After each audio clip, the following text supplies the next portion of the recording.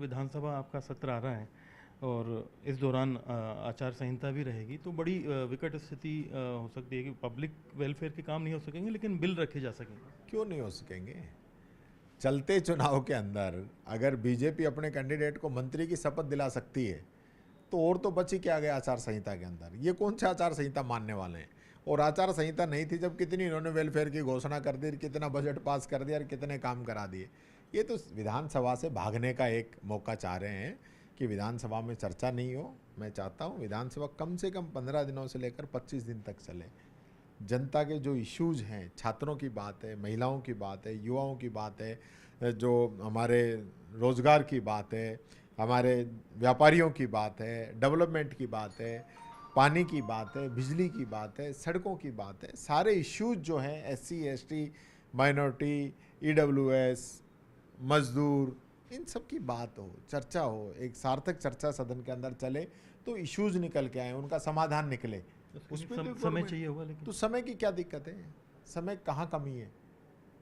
मैं अध्यक्ष जी को धन्यवाद देना चाहूँगा, उनका मन है कि विधानसभा ज़्यादा चले, उन्होंने ये बात कई बार दोहराई भी है। लेकिन आप देखोगे हर साल जो है सदन की बैठकें कम होती जा रही है। इस साल भी जो बजट सत्र था वो भी लगभग 4-5 दिन पहले ही ये लोग रवाना हो गए कि साहब हमारे पास तो बिजनेस नहीं है। अब फिर वापस आएंगे तब भी यही कहेंगे कि हमारे पास बिजनेस नहीं है, चुनाव है, इसलिए हम बाद में चला लेंगे। और बाद में चला लें तो मेरे को बता देना। लेकिन यूसीसी तो लाएंगे। हाँ, यूसीसी तो लाएंगे। तो इनका जो है परफेक्ट एजेंडा है कि हिंदू मुस्लिम की बात करें किस प्रकार से, क्योंकि ये एक ऐसा बिल है जिस पे 6 महीने से चर्चा हो रही।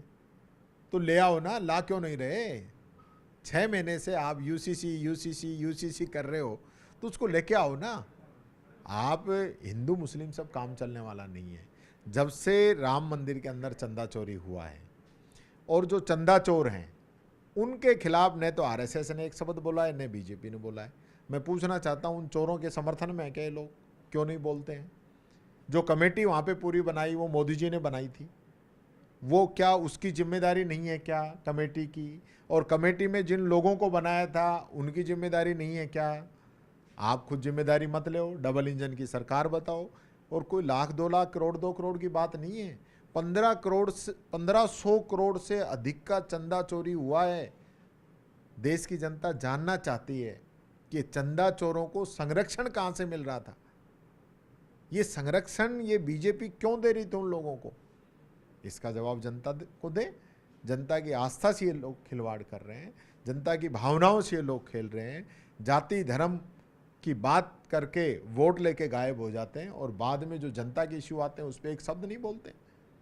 तो इनको बोलना चाहिए, चंदा चोरी पे जवाब तो दें।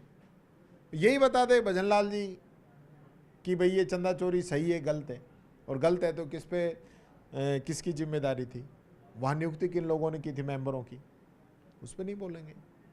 बहुत बहुत शुक्रिया आपका।